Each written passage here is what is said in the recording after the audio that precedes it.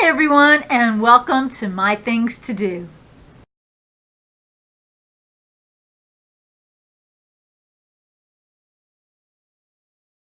Today is International Women's Day. I'd like to take this time to recognize not only the women who forged before us, but I want to recognize ourselves. You know, the stay-at-home women, the women who work from sun up to sundown, the transgendered women. We all need to be recognized for who we are and what we do. Today, I'd like you to go to my Facebook group, My Things to Do, and I'd like you to post your blog link, your YouTube channel, website, Instagram, Pinterest, or just a picture of yourself.